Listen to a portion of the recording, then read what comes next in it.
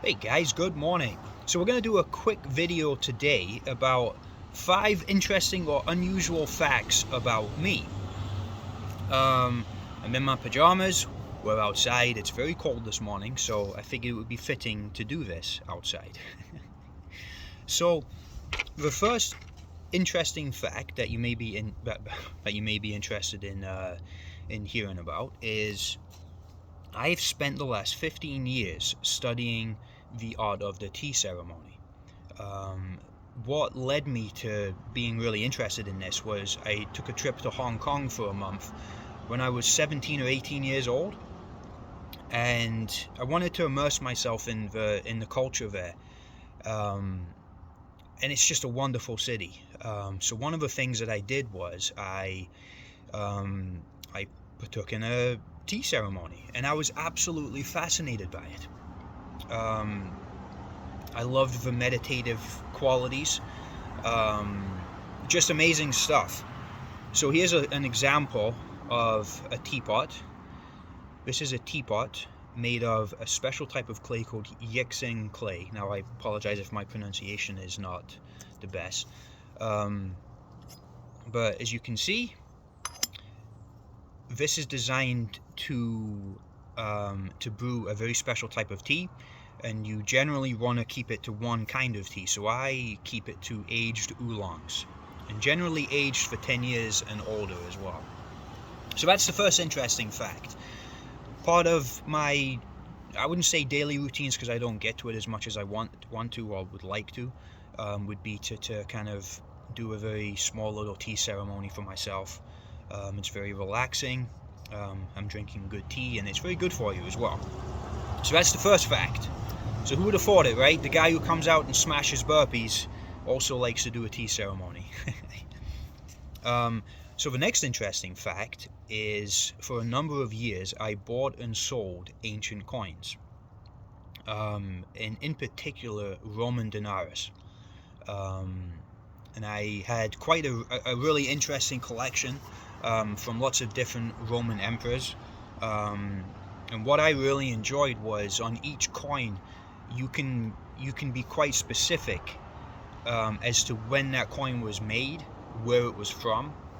It's very similar to coins today. So you're thinking coins that are 2,000 years old um, were made in a very, very similar way into how coins are made today.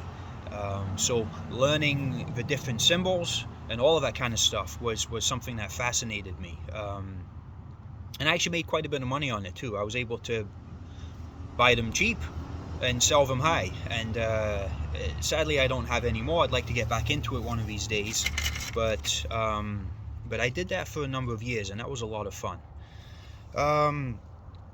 So another interesting fact, number 3, would be I almost made it to Top Chef Amateur.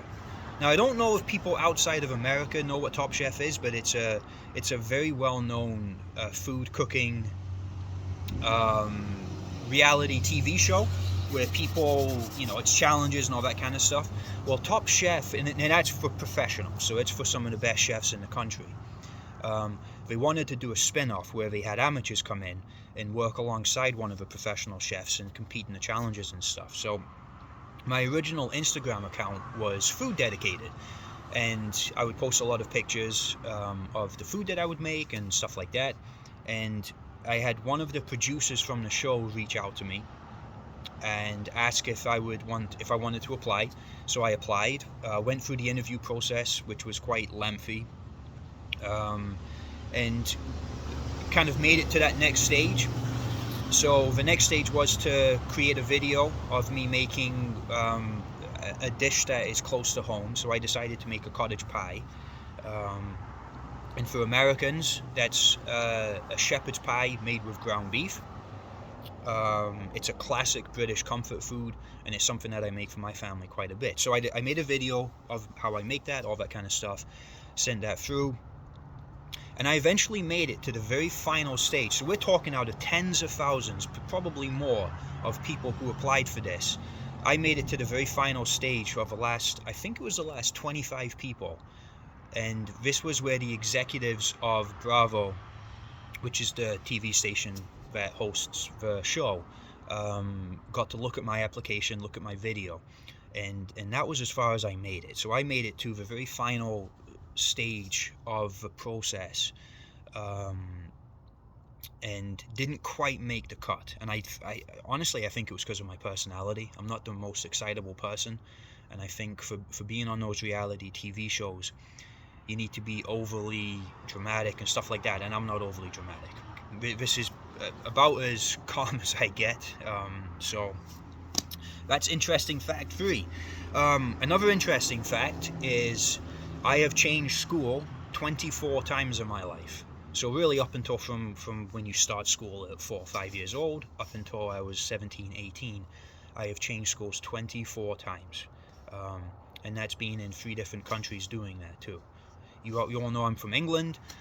We moved around England quite a bit, and then we moved to Scotland, then back to England, then back to Scotland, and then we came over to America. And in that time I went to 24 different schools. And actually I shouldn't say up until 18, because I did college too, so we would count college as well in that.